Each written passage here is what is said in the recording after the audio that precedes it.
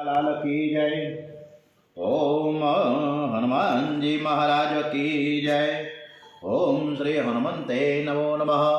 श्री हनुमते नमो नमः। श्री रामचंद्र भगवान की जय। ओम श्री गायत्री मात की जय। ओम श्री सोमनाथ महादेव की जय। श्री सिद्धेश्वर महादेव की जय। बालकृष्ण लाल की जय। श्री डोंगरे जी महाराज की जय। श्री सुखदेव जी महाराज की जय। श्री भारत माता की जय।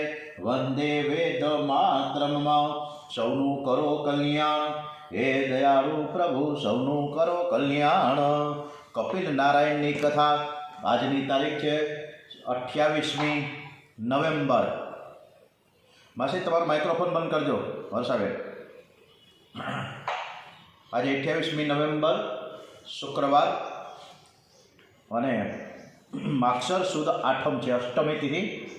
કપિલ નારાયણજીની કથા કપિલ ગીતા તરફ આપણે આગળ વધીએ।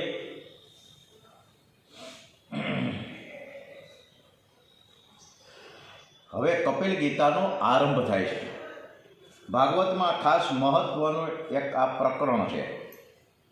કપિલ નારાયણ માતા દેવહૂતિને આ સુંદર ઉપદેશ કરે છે। સામે માતાજી, સામે દીકરો એકબીજા પરામર્શ કરી રહ્યા છે કે, અને સાથે સાથે માતા દેવહૂતિએ શરૂઆતમાં જ પ્રભુ પરમાત્મા શ્રી કપિલજીની શરણાગતિ લીધી છે। ઈશ્વરની શરણાગતિ લીધા વિના જીવનો ઉદ્ધાર થતો નથી। ગીતામાં અર્જુને પણ પ્રથમ શરણાગતિ લીધી છે। દેવહૂતિ પ્રશ્ન કરે છે, જગતમાં સાચું સુખ ક્યાં છે? સાચો આનંદ ક્યાં છે? જે આનંદનો વિનાશ ન થાય તેવો આનંદ બતાવો। નિત્ય આનંદ ક્યાં છે? તે મેળવવાનું સાધન શું છે? આજ સુધી મેં ઇન્દ્રિયોને બહુ લાડ કર્યા છે, પણ મનને શાંતિ નથી। વર્ષાબેન પુરોહિત તમારું માઇક્રોફોન બંધ કરજો જો માસી। ત્યારે કપિલજીએ આ પ્રશ્નો જે માતા દેવહૂતિએ પૂછ્યા એ જાણીને ઘણો આનંદ થયો છે। માતા દેવહૂતિને કહે છે કે મા તે સુંદર પ્રશ્નો કર્યા છે। હું તને સંક્ષેપમાં થોડો બોધ આપીશ। યોગ આધ્યાત્મિક પુષામ મતો નિશ્રેય સાયમે અત્યંતો પરત્રિયત્ર દુઃખસ્ય ચ સુખસ્ય ચ। માં જ્યાં સુધી જીવને સુખ ભોગવવાની ઈચ્છા છે ત્યાં સુધી દુઃખનો અંત આવવાનો નથી। સુખ અને દુઃખ સાથે જ રહે છે। વર્ષાબેન પુરોહિત માસી તમારું માઇક્રોફોન બંધ કરજો। સુખ અને દુઃખ સાથે જ રહે છે। સુખ ભોગવવાની ઈચ્છા રાખનારને દુઃખ ભોગવવું જ પડે છે। જીવને આનંદની ભૂખ છે। આનંદમય એક ચેતન પરમાત્મા છે। સંસારના બધા જ જળ પદાર્થો પરિણામમાં દુઃખ જ આપે છે। એ તો આનંદનો એક ભાસ માત્ર છે। ભોજનમાં બહુ આનંદ,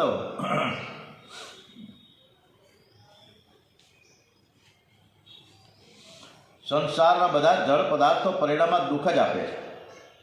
એ તો આનંદનો એક ભાસ છે। ભોજનમાં જો આનંદ જ આવતો હોય તો જેને 104-5 ડિગ્રી તાવ આવતો હોય તેને ભોજનમાં કેમ આનંદ નથી આવતો? જેના પેટમાં અજીર્ણ છે તેને ભોજન કરવાથી આનંદ કેમ નથી મળતો? જો ભોજનમાં આનંદ જ મળતો હોય તો કોઈનું મરણ સાંભળ્યા પછી ભોજન કરવાની ઈચ્છા કેમ થતી નથી? એટલે આનંદ કોઈ જળ વસ્તુમાં રહી શકે નહીં। આનંદ એ ચેતન પરમાત્માનું સ્વરૂપ છે। હે માતાજી, આત્માથી નિત્ય શુદ્ધ છે, આનંદ સ્વરૂપ છે। સુખ દુઃખ એ મનના ધર્મ છે। સુખ અને દુઃખ એ મન ઉપજાવી કાઢે છે। આત્માને ન તો સુખ છે ન તો દુઃખ છે, તે તો મનમાં ઉત્પન્ન થતા હોય છે। મન વિષયોમાંથી જાય એટલે આનંદ મળે છે। આપણને રોજનો અનુભવ છે કે આપણે ઊંઘમાં હોઈએ ત્યારે શાંતિ કોણ આપે છે? નિદ્રામાં તમને કોઈ ખાવાનું તો મળતું નથી, કોઈ આપીને જતું નથી। નિદ્રામાં આપણે હોઈએ ત્યારે હાથમાં પૈસો મળતો નથી, છતાં નિદ્રામાં શાંતિ મળે છે। રાજાને પણ શાંતિ તો નિદ્રામાં જ મળે છે. એ રાણીને રાજમહેલને સર્વને જ્યારે ભૂલે અને સૂઈ જાય છે ત્યારે એને આનંદ મળે છે. પથારીમાં પડ્યા પછી ધીરે ધીરે જગત ભૂલાય છે. મનમાંથી સંસાર નીકળી જાય છે. દીવામાં જ્યાં સુધી તેલ હોય ત્યાં સુધી દીવો બળે છે. દીવામાં તેલ ન રહે એટલે દીવો શાંત થઈ જાય છે. એ જ રીતે મનમાં સંસાર હોય ત્યાં સુધી મન કંઈક અંશે બળે છે. મનમાં સંસાર ન રહે તો શાંતિ મળે છે. ડોંગરેજી મહારાજે આપણને બધાને ઉદ્દેશીને એવું વાત મૂકી કે આ જીવ છે ને એ ખૂબ જ લૂચો છે અને એના જેવો કોઈ લૂચો આ જગતમાં નથી અને ઈશ્વર જેવો કોઈ ભોળો નથી. બીજાને માટે કરવું પડે તો તે ત્રાસ થાય અને પોતાના સગા માટે કરવું પડે તો આનંદ થાય. મારવો અને તારવું એ મનના ઊભા કરેલા ખેલ છે. રાતના 11 વાગે બહાર ગામથી કોઈ મહેમાન આવે ત્યારે ધર્મપત્નીને કંટાળો આવે તો કહે છે કે આ લપ ક્યાંથી આવી. પણ રાત્રે 12 વાગે પિયરિયામાંથી કોઈ ભાઈ કે બહેન આવે તો તરત જ રાજીના રેડ થઈ જાય અને નાસ્તો કરીને આવ્યા છો, ભૂખ લાગી છે, હાલો હમણાં ફટાફટ કરી દઉં. એટલે એ જ વખતે રાતના 12 સાડા 12 વાગે સરસ મજાની પૂરીને શાક કરીને જમાડશે. આ બધો જ મનનો ખેલ છે. માતાજી મનને જીવનના બંધન અને મોક્ષનું કારણ માનવામાં આવ્યું છે. મન જો વિષયોમાં આસક્ત થાય તો બંધનનું કારણ બને છે અને એ જ મન જો પરમાત્મામાં આસક્ત થઈ જાય તો તે મોક્ષનું કારણ બની જાય છે. મનને સુખ અને દુઃખ કેમ થાય છે? અહંકાર અને મમતાને લીધે સુખ અને દુઃખ થાય છે. અહંકાર અને મમતાને લીધે મનને સુખ દુઃખ થાય છે. સુખ અને દુઃખ એ તો મનની કલ્પના છે. મન માને તો સુખ છે અને મન ન માને તો દુઃખ છે. આ બધી મનની કલ્પનાઓ છે અને એમાંથી આપણા બધા જ વિષયો ઉદ્ભવે છે. આ મન છે પાણી જેવું છે. પાણી કોઈ દિવસ ઉપર ચડે નહીં. પાણી તો ઉપરથી નીચે આવે, આકાશમાંથી છાપરા ઉપર ને ત્યાંથી પૃથ્વી ઉપર, ધરતી ઉપર, ભૂમિ ઉપર આવે અને ત્યાંથી હાલતું હાલતું ગટરમાં થઈને નદી નાળામાં વયું જાય. પાણી 6ઠા 7મા 8મા માળે પહોંચાડવું હોય તો મોટરનો ઉપયોગ કરવો પડે. આવું જ કંઈક મનનું છે. મન છે એ મંત્રની સાથે મૈત્રી કરે તો મન પણ ઉર્ધ્વ ગતિ પામે છે અને પરમાત્માના ચરણે જાય છે. જગતમાં પરમાત્માએ પોતાનું સ્વરૂપ છુપાવી રાખ્યું છે પણ નામ પ્રગટ રાખ્યું છે. પરમાત્મા દેખાતા નથી પણ પરમાત્માનું નામ દેખાય છે. ઈશ્વરનું નામ પકડી રાખો. ઈશ્વરના કોઈ પણ નામની સાથે પ્રીતિ રાખો. મનને ઈશ્વરના નામમાં રાખશો તો જ મન સુધરશે. બીજો કોઈ ઉપાય નથી. જગત બગડ્યું નથી, મન બહુ બગડ્યું છે. મનને ઉલટું કરવાથી નમ થાય. આ બધા જ નારાયણના સ્વરૂપો છે. બધાના દેહ છે જુદા જુદા પણ સર્વ દેહમાં મારા પ્રભુ વસેલા છે એવી ભાવનાથી સર્વને નમસ્કાર કરો. સર્વમાં નારાયણના દર્શન કરે છે. જે હૃદયથી નમે છે તેનું મન શુદ્ધ થાય છે. અનેક જન્મથી બગડેલું મન જલ્દીથી એમ સુધરતું નથી. કપિલ ભગવાન દેવહૂતિને સાવધાન કરે છે. તો એ તે સાધવ સાધ્વી સર્વ સંગ વિવર્જિતા સંગસ્તે ધ્યયતે પ્રાથ્ય સંગ દોષ હરાહિતે. હે માતાજી, સત્સંગ કરવાથી બગડેલું મન છે એ શુદ્ધ થાય છે. રોજ નિયમિત સત્સંગ કરો. સંગનો રંગ મનને લાગે છે. જ્ઞાન વૈરાગ્યમાં જે આગળ વધ્યા છે તેવા સંતોના મનથી તમે સત્સંગ કરો. જેવી મનુષ્યની દ્રષ્ટિ હશે એવી એની સૃષ્ટિ દેખાશે. દુર્યોધન જગતમાં કોઈ સંત ન દેખાયા, એને બધા જ દુર્જન લાગ્યા. જ્યારે યુધિષ્ઠિરને જગતમાં કોઈ દુર્જન ન દેખાયો અને એને બધા જ સજ્જન લાગ્યા છે. એટલે આ મનની બધી આ ઊભી કરેલી આપણી બધાની જ માયા છે. સુખ અને દુઃખ માન અને અપમાન, લાભ અને હાનિ, એની અસર સંતોના મન ઉપર થતી નથી. સંતો સંસારના સુખ અને દુઃખને, માન અપમાનને મહત્ત્વ આપતા નથી. સુખ મળે તો રાજી થતા નથી, દુઃખ મળે તો હાય કરતા નથી. સંતોની સહન શક્તિ કંઈક અલૌકિક હોય છે. અનુકૂળ પરિસ્થિતિમાં મનને શાંત રાખે તે સાચી શાંતિ નથી. અતિ પ્રતિકૂળ પરિસ્થિતિમાં કોઈ ગાળ આપે, તિરસ્કાર કરે, કોઈ નુકસાન કરે, છતાં મનને શાંત રાખે તે શાંતિ સાચી છે. તુકારામ મહારાજનું ચરિત્ર બહુ જ દિવ્ય છે. તુકારામ મહારાજ સદૈવ પ્રભુના ધામમાં ગયા છે, શરીર છોડ્યું નથી. તુકારામ મહારાજને જીવનમાં કોઈ દિવસ ક્રોધ આવ્યો નથી. ઘરમાં બધી જ પ્રતિકૂળતા હતી. પત્ની બહુ ત્રાસ આપતી હતી. તુકારામ મહારાજ વેપાર ધંધો કરતા હતા, પણ ભક્તિનો રંગ તેને એવો લાગ્યો કે વેપાર ધંધો છૂટી ગયો, થોડુંક નુકસાન થયું. પત્ની સમજતી હતી કે પતિ ગાંડા છે, બધું જ છોડીને વિઠ્ઠલ વિઠ્ઠલ વિઠ્ઠલા વિઠ્ઠલ વિઠ્ઠલ વિઠ્ઠલા કરતા ફરે છે. આખો દિવસ ભક્તિ કરે છે, તે પતિને ઓળખી શકી નહીં. અને એક દિવસ તુકારામ મહારાજ એક ખેડૂતને ત્યાં કથા કરવા ગયા. બહાર ગામથી ઘણા બધા વૈષ્ણવો કથા સાંભળવા આવેલા. વૈષ્ણવો તુકારામજીના દર્શન કરવા માટે અમુક ત્યાં પહોંચી ગયા એના ઘરે. મહારાજને ધંધો શું છે? એની પત્ની કહે કે આખો દિવસ વિઠ્ઠલ વિઠ્ઠલ કીરા કરે છે, મારો ધડી ગાંડો થઈ ગયો છે, તમારા જો બેસવું હોય તો એ બેસો, એ ક્યારે આવે કંઈ નક્કી ન કહેવાય, અને જો લાંબો સમય ન બેસવો હોય તો તમે ચાલ્યા જાઓ. વૈષ્ણવો જાણતા હતા કે પત્નીનો સ્વભાવ સારો નથી, છતાં દર્શનની ઈચ્છાથી તેઓ તેમના ઘરથી થોડે દૂર બેઠા.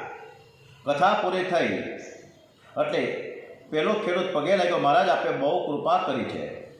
એ મીઠાઈ, ફળ, શેરડી બધું જ લાવ્યા હતા, મહારાજને અર્પણ કર્યા. આ બધો જ વિઠ્ઠલનાથજીનો પ્રસાદ છે, તમે તમારા ઘરે લઈ જાઓ. આ પ્રભુનો પ્રસાદ કહ્યો એટલે મહારાજે ના ન પાડી. અને કથામાં એક ભાઈ બેઠો હતો. એ દોડતો દોડતો તુકારામજી મહારાજને ત્યાં ઘરે પહોંચી ગયો અને એને પત્નીને કહ્યું કે આજે મહારાજને કથા નિમિત્તે ઘણી બધી મીઠાઈ, ફળો, ફરસાણ બધું ઘણું ઘણું મળ્યું છે. તુકારામ મહારાજની પત્નીની પ્રતીક્ષા કરવા લાગી છે. તુકારામ મહારાજ આ બધું જ લઈને ઘરે આવતા હતા. રસ્તામાં ઘણા બધા ભક્તો મળ્યા. મહારાજ દરેકને મીઠાઈ આપે છે, ફળ આપે છે, ફરસાણ આપે છે. ઘરે આવ્યા, બધું જ વહેંચી દીધું એને. ફક્ત એક શેરડીનો સાઠો બાકી રહ્યો. અને આ જોઈ એની પત્નીનો મિજાજ જતો રહ્યો. એ જેમ આવે તેમ મહારાજને બોલવા લાગી, પતિનો તિરસ્કાર કરવા લાગી, છતાં મહારાજ શાંત ચિત્તે ગાલમાં હસતા રહ્યા. એમના મન ઉપર જરાય અસર ન થઈ. એ તો મનથી ભગવાનના ચરણમાં હતા. તો મારા ઠાકોરજીની લીલા છે, ભગવાન કદાચ મારી પરીક્ષા કરતા હશે. અને આ તુકારામની ભક્તિ સાચી છે કે ખોટી? પતિનો ક્રોધ વધતો ગયો, પણ તુકારામ ઉપર તેની કોઈ અસર ન થઈ. અંતે પત્ની વિવેક ગુમાવી બેઠી. મહારાજના હાથમાંથી શેરડીનો સાંઠો લઈ અને મારવા લાગી. શેરડીના 2 ટુકડા થઈ ગયા. મહારાજે સ્મિત હાસ્ય કરતાં કહ્યું કે મારા મનની વાત તું એકલી જ જાણે. મારે તો આ શેરડીના 2 ટુકડા કરવા જ હતા. હવે તું ખા ને એક બીજો ટુકડો છે હું ખાઉં. અને એ દિવસે એની પત્નીને ખાતરી થઈ ગઈ કે મારા પતિ પાગલ નથી, એ મહાન સંત છે. મેં તેમનો તિરસ્કાર કર્યો, છતાં તેને ક્રોધ ન આવ્યો. એ શાંત છે, મારા ઉપર પ્રેમ રાખે છે, મારા માટે સારું બોલે. પત્નીએ પતિના ચરણમાં માથું નમાવીને કહ્યું કે મારી ભૂલ થઈ, મને માફ કરો. હું અભાગણી આપને ઓળખી ન શકી. આપ મહાન છો. મહારાજે કહ્યું ના, એવું કંઈ નથી, આ તો મારા પ્રભુની લીલા છે. સંતો અજાત શત્રુ હોય છે. સંતો એવું જાણે છે કે જગતમાં મારું કોઈ શત્રુ નથી, મારું કોઈએ બગાડ્યું નથી. તેમનામાં ખૂબ જ દયા હોય છે. સંતો નિત્ય આનંદમય પરમાત્માની સાથે પ્રેમ કરે છે. સંતોની સહન શક્તિ પણ કંઈક અલૌકિક હોય છે. તમારા જીવનમાં માન અપમાનનો, સુખ દુઃખનો કોઈ પ્રસંગ આવે ત્યારે હૈયું બાળશો નહીં, પણ મનને શાંત રાખજો. સંસારમાં જીવ દુઃખ ભોગવવા માટે જ આવ્યો છે. અરે સંતોના જીવનમાં તો કેટલા બધા દુઃખો આવ્યા છે. જીવનમાં દુઃખ આવે તો તેમાં ખોટું શું છે?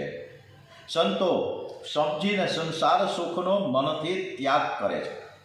એક દિવસ બધું છોડવું જ પડશે તેમ તે માને છે. કાળ ધક્કો મારે ત્યારે ફરજિયાત છોડીએ. એને બદલે સમજીને છોડીએ તો બહુ જ સુખ મળે છે. ખિસ્સામાં 5 રૂપિયા છે. રસ્તામાં એક દરિદ્ર નારાયણના દર્શન થયા. દરિદ્ર એ નારાયણનું એક સ્વરૂપ છે. ભગવાન મને આ સ્વરૂપે મળવા આવ્યા છે. એ દરિદ્ર નારાયણને તે 5 રૂપિયા આપી હાથ જોડ્યા. ભગવાનની હું પૂજા કરું છું. એ દરિદ્ર નારાયણમાં ભગવાનના દર્શન કરી અને મનને શાંતિ મળી. પરંતુ એ જ 5 રૂપિયા ખિસ્સામાંથી રસ્તામાં ક્યાંય પડી જાય તો આપણું મન છે ઉદ્વેગ થાય, ચિંતા થાય કે 5 રૂપિયા ક્યાં પડી ગયા, ગોતવા નીકળીએ. પરંતુ જ્યારે આ 5 રૂપિયાનો આપણે સામેથી ત્યાગ કરીને કોઈ દરિદ્ર નારાયણને આપીએ છીએ ત્યારે મનની શાંતિ મળે છે. આથી જ સંતો સંપૂર્ણ કર્મ અને પોતાના સગા સંબંધીઓનો ત્યાગ કરે છે. માતાજી સંતોને મૌન બહુ જ ગમે છે. વધારે બોલવું એમને ગમતું નથી. મૌનથી મનને શાંતિ મળે છે. સંતો વધારે બોલતા નથી અને કદાચ બોલે તો તે લૌકિક વાતો કરશે નહીં, પરંતુ ભગવત વાતો કરે છે. શ્રી કૃષ્ણ ભગવાનની મંગલમય કથા કરશે. સાધકને માટે 4 ઉપવાસ અતિ આવશ્યક મહિના છે. 2 એકાદશી, પૂર્ણિમા અને અમાવસ્યા. આ 4 ઉપવાસ અવશ્ય કરો. ઉપવાસ કરવાથી તનની અને મનની શુદ્ધિ થાય છે, આરોગ્ય મળે છે. ઉપવાસ કરવાથી પાપ મળે છે. ઉપવાસમાં પ્રત્યેક ઇન્દ્રિયથી બ્રહ્મચર્ય પાળવું. માતાજી, એક આસને બેસીને તમે ધ્યાન કરો. પરમાત્માના મંગલમય સ્વરૂપનું તમે ધ્યાન ધરો. ધ્યાન કરવા બેસો ત્યારે સંસારને મનમાંથી બહાર કાઢો. ધ્યાન વગર દર્શન પરિપૂર્ણ થતા નથી. ધ્યાન કરનારે પવિત્ર અને એકાંત સ્થાનમાં ધ્યાન કરવા બેસવું. આહાર અલ્પ અને સાત્વિક લેવો. સર્વે ઇન્દ્રિયોથી બ્રહ્મચર્ય પાળવું. તન મનથી ચોરી કરવી નહીં. સંસારનું ધ્યાન કરવાથી મન બગડ્યું છે, તેથી તે છોડીને પરમાત્માનું ધ્યાન કરો. શંખ, ચક્ર, ગદા, પદ્મ જેના હાથમાં છે એવા ચતુર્ભુજ નારાયણના તમે ધ્યાન ધરો. ઘરમાં ભગવાનનું સ્વરૂપ પધરાવો. લાલાને સુંદર શૃંગાર કરો. આંખને ભગવાનમાં સ્થિર કરી પ્રભુના નામનો જપ કરો. આંખમાંથી ભગવાનને અંદર ઉતારો અને પછી આંખ બંધ કરી એ સ્વરૂપના દર્શન હૃદયમાં કરો. ભગવાનના એક એક અંગમાં આંખ અને મનને સ્થિર કરો. ભગવાનના ચરણ કેવા છે? ચરણના તળિયા લાલ છે. ચરણમાં કમળનું અને સ્વસ્તિકનું ચિહ્ન છે. ભગવાનના નખ છે ને રત્ન જેવા છે. અંગૂઠામાંથી ધીરે ધીરે ગંગાજી નીકળે છે. ભગવાને સુંદર પીતાંબર પહેર્યું છે. મસ્તક ઉપર મુગટ ધારણ કર્યો છે. મુગટમાં રત્નો જડેલા છે. હાથમાં શંખ, ચક્ર, ગદા, પદ્મ છે. ભગવાનના શ્રીઅંગમાં રુધિર, માંસ, મળમૂત્ર નથી. કેવળ આનંદ જ ભર્યો છે. ભગવાનનું મુખારવિંદ અતિ સુંદર છે. કોઈ પણ જીવ શાંતિથી પરમાત્માનું ધ્યાન કરવા બેસે તો ભગવાન ગાલમાં ધીરે ધીરે હસે છે. ભગવાનની આંખમાં પ્રેમ ભરેલો છે. ભગવાનના સર્વાંગનું ધ્યાન કરતા કરતા જીવ જ્યારે જગતને ભૂલે છે ત્યારે તેને આનંદ મળે છે. આ આનંદ કેવો છે એનું વર્ણન શબ્દોથી થઈ શકે એમ નથી. પરમાત્માનું ધ્યાન કરતા જે દેહભાન ભૂલે છે તે સર્વથી શ્રેષ્ઠ છે. એના જેવો જગતમાં કોઈ છે જ નહીં. ધ્યાન કરનારા ધ્યેયમાં મળી જાય છે. આ જ અદ્વૈત છે. ધ્યાન કરનારનું હું પણ ઈશ્વરમાં ભળી જાય. દેહભાન ભૂલાય ત્યારે જીવ અને શિવ એક થઈ જાય છે. કેટલાક જ્ઞાનીઓ ભેદભાવથી ધ્યાન કરે છે, કેટલાક જ્ઞાનીઓ અભેદ ભાવથી. તો પછી જીવનું જીવપણું ઈશ્વરમાં મળી જાય છે, પણ જીવનું જીવપણું રહેતું નથી. જેમ ઈયળ છે ભમરીનું ચિંતન કરતા કરતા ભમરી બની જાય છે, એમ જીવ છે ઈશ્વરનું ચિંતન કરતા કરતા ઈશ્વરમય બની જાય છે. ધ્યાન કરનારો જે સ્વરૂપનું ધ્યાન કરે છે તે ધ્યેયની શક્તિ ધ્યાતામાં ધ્યાન દરમિયાન આવી જાય છે. આમ ધ્યાનની મહત્વતા ડોંગરેજી મહારાજે બહુ સરસ વાત કરી છે. આ બધી જ ચર્ચાઓ જ્ઞાન ઉપદેશ કપિલજી ભગવાન એમની માતા દેવહૂતિને કરી રહ્યા છે. પ્રેમ એ અન્ય છે. તમે ઠાકોરજીનું સ્મરણ કરશો તો ઠાકોરજી તમને ભૂલશે નહીં. એકવાર નારદજી વૈકુંઠમાં ગયા, લક્ષ્મીને જોયા, પણ ભગવાન ક્યાંય દેખાતા નથી. તે ભગવાનને શોધવા લાગ્યા. એમણે ભગવાનને એક જગ્યાએ ધ્યાનમાં બેઠેલા જોયા. ભગવાનની નજીક જઈને નારદજી પૂછે કે ભગવાન તમે વળી કોનું ધ્યાન કરો છો? ભગવાન કહે છું મારા પરમ ભક્તોનું ધ્યાન કરું છું. નારદજી કહે તો શું એ ભક્ત એવા શ્રેષ્ઠ છે કે તમે એનું ધ્યાન કરવા બેઠા છો? ભગવાન કહે હા, તેઓ મારા કરતાં પણ શ્રેષ્ઠ છે. નારદજી કહે છે તો પછી તમે સિદ્ધ કરીને બતાવો તો હું માનું. ભગવાન નારદજીને પૂછે કે આ જગતમાં મોટામાં મોટું છે કોણ?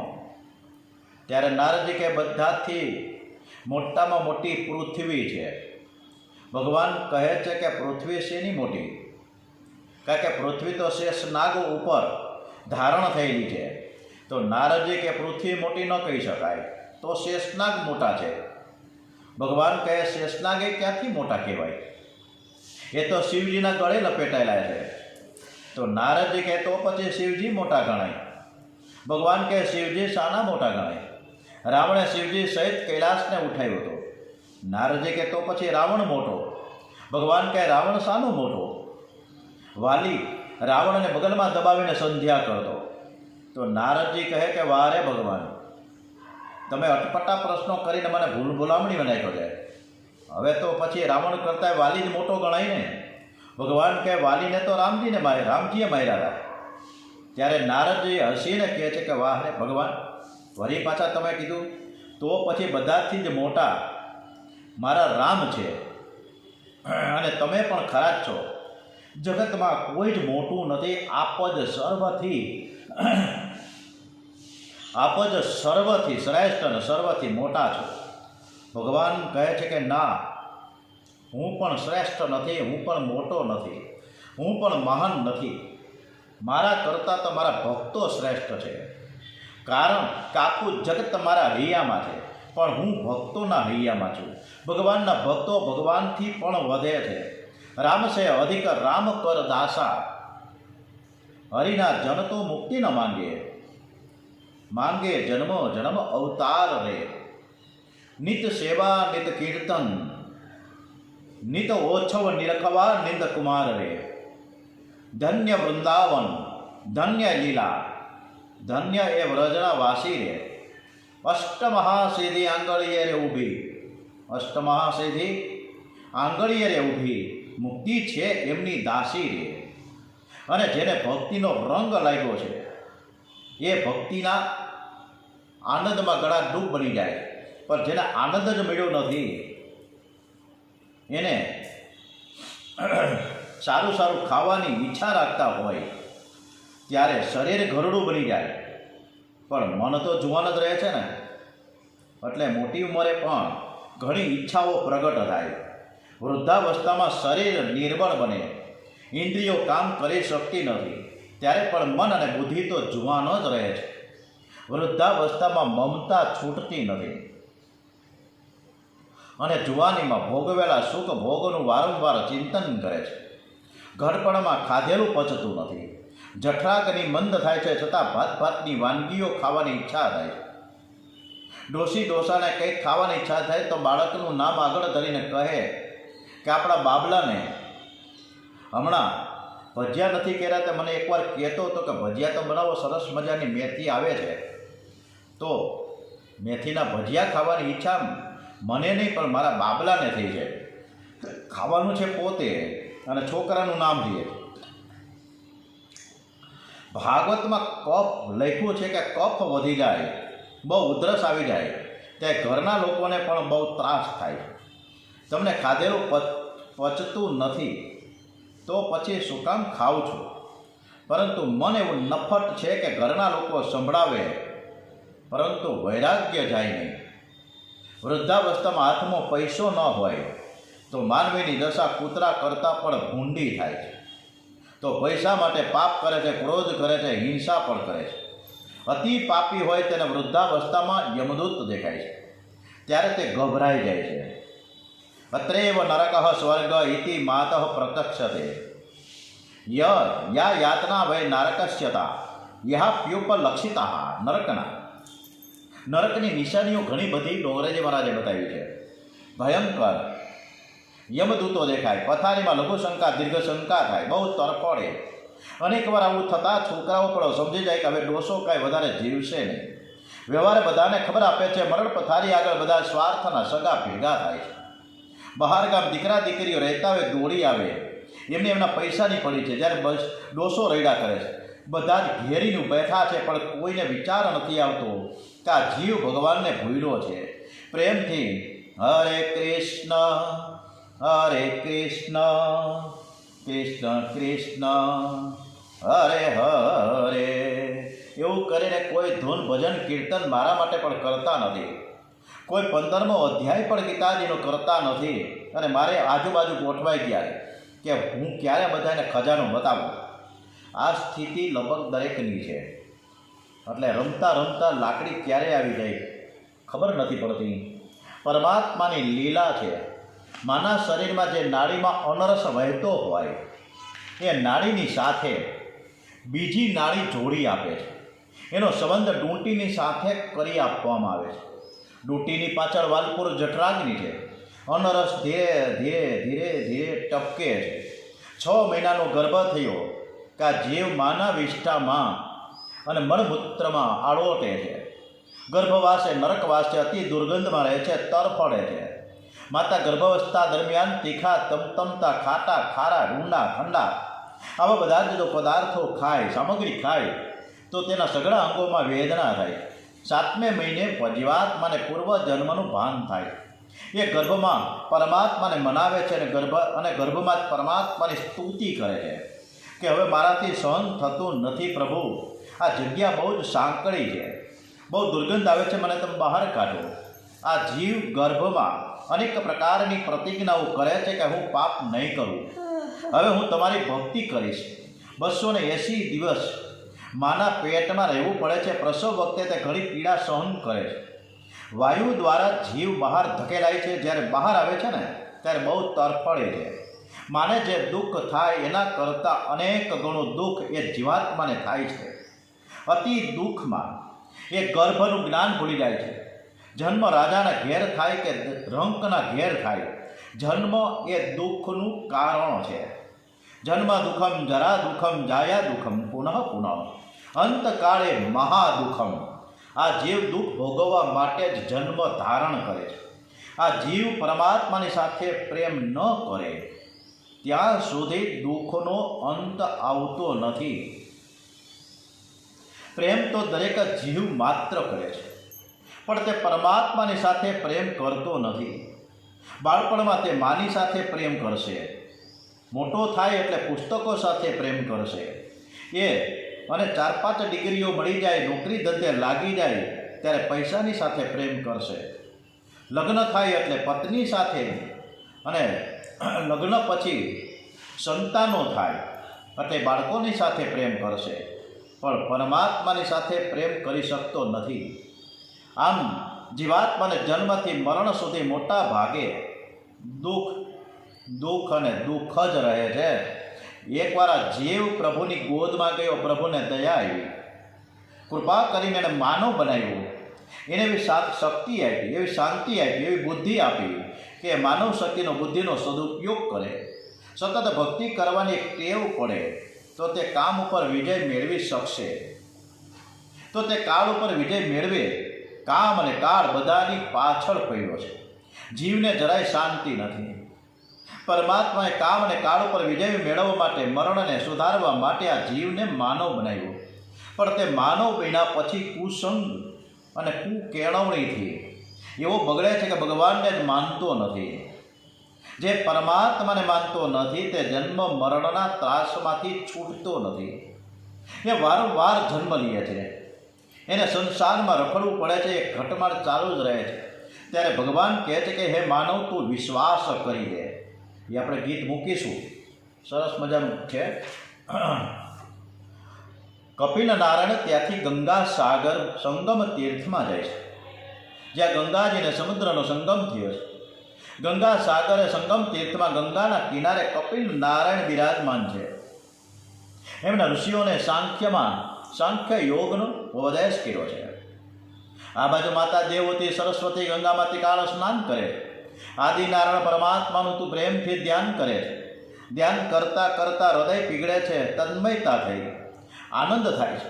દેવતીના સુંદર વાળથી ધીરે ધીરે પીળી જટાઓ બની ગઈ. માં છેની એક યોગીની બન્યા. પરમાત્માનું ધ્યાન કરતા કરતા હવે દેહનું ભાન રહેતું નથી, પરંતુ કોઈ વાર દેવહૂતિને પણ મન ત્રાસ આપતું.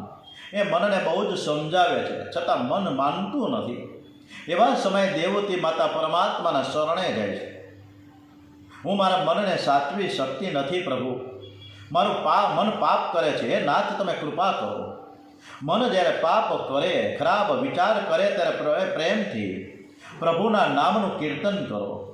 દેવતે પરમાત્માનું ધ્યાન અને કીર્તન કરતા કરતા એક દિવસ ભગવાનના ચરણોમાં વિલીન થયા. દેવતીને જ્યાં સિદ્ધિ મળી તે ગામને સિદ્ધપુર નામ આપવામાં આવ્યું છે.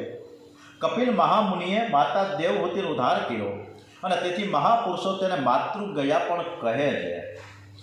કપિલ નારાયણ ભગવાનની આ મંગલમય કથા વક્તા અને શ્રોતાઓના પાપને બાળનારી છે.